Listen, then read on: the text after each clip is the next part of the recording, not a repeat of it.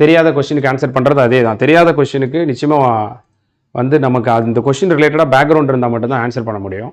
தொடர்ந்து டெஸ்ட் எழுதும்போது ஒரு கெப்பாசிட்டி கிடைக்கும். நான் சொன்னல தெரியாத கொஸ்டின் 2 விதத்தில் ஆன்சர் பண்ணலாம். ஒன்று தொடர்ந்து நல்லா படிக்கிறது மூலமாக, சிலபஸை டச் பண்ணுறது மூலமாக, பேக்ரவுண்ட் நாலேஜ் மூலமாக பண்ணலாம். இன்னொன்று தொடர்ந்து டெஸ்ட் எழுதும்போது சில கலை தெரிய வரும். இந்த கொஸ்டினுக்கு இதுதான் ஆன்சராக இருக்கும்னு உள்ளுணர்வு சொல்லும். படிக்கிறதுக்கு மலை நல்ல ஃப்ளோவாக இருக்கா, அப்போ இவை அனைத்து தான் ஆன்சரு. படித்து பார்க்குறோம், நல்லா இருக்கிற மாதிரி இருக்கா, அப்போ இது சரியான விளக்கம் தான். ஒரு கொஸ்டினை வாசிச்சுக்கிறோம், நேரம் ஆப்ஷனை வாசிச்சு பார்க்கும்போதே நீளமாக இருக்குது, இதுதான் ஆன்சரு. நல்ல ஆன்சர் அப்படி தான் எடுப்பேன். ஒவ்வொரு தெரியாத கொஸ்டினையும் நான் ஆன்சர் எடுக்கிறது எப்படி எடுப்பேன்னா, ஒரு கொஸ்டின் எடுத்து வச்சுப்பேன். 4 ஆப்ஷன் இருக்கும். ஒன்று ரொம்ப நீளமாக இருக்கும், மற்றது 3 சிறுசாக இருக்கும். அப்போ என்ன திங்க் பண்ணுவேன்னா, ஒரு வேளை இது தப்பாக இருந்தால் எதுக்கு நீளமாக கொடுக்குறான், சரியாக இருக்க போய் தான் நீளமாக கொடுக்குறான், அப்போ இதான் ஆன்சர் அப்படின்னு எடுப்பேன். சில இதுக்கு பார்த்தீங்கன்னா வாய்க்குள்ளே நுழையாது இருக்கும். ஒன்று வாய்க்குள்ளே நுழையலை, ஏதோ கச்சமச்சான்னு இருக்குது பேர் வாசிக்கும் போது அப்படின்னா சயின்ஸ்லலாம் அதுதான் ஆன்சர் அப்படின்னு எடுத்துப்பேன்.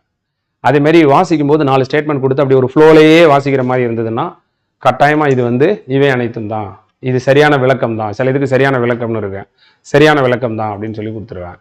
இதெல்லாம் இயல்பாகவே ஒரு 10 கொஸ்டின் 15 கொஸ்டின் ஈஸியாக கிளிக் ஆகிடும். பார்த்தீங்கன்னா தெரியும். சில இதுக்கு கண்டினியூவாக ஏபிசி சீரீஸ் ஏதாவது வரும், அந்த சீரீஸை அப்படியே ஒரு ஃபாலோ பண்ணி போடலாம். இப்போ உதாரணத்துக்கு டோட்டலாக கூட்டி பார்க்கும்போது பார்த்தீங்க அப்படின்னு சொன்னால் ஏபிசிடி எல்லாத்தையும் கூட்டி பார்த்தா ஏதாவது ஒன்று கூட இருக்கும், ஏதாவது ஒன்று கம்மியாக இருக்கும்.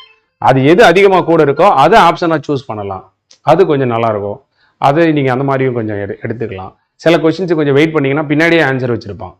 நம்ம விவரம் தெரியாமல் டக்குன்னு ஆன்சர் பண்ணிவிடுவோம். எதையுமே டக்குன்னு அவசர கொடுக்கல ஆன்சர் பண்ணக்கூடாது. தெரியலாம் வச்சிருக்கலாம்.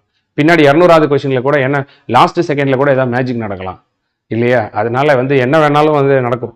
அதனால வந்து அந்த கொஸ்டினுக்கான ஆன்சர் பின்னாடி இருக்குதா, அதே கொஸ்டினில் எங்கேயாவது ஒளிஞ்சிருக்கான்னு தெரியும்.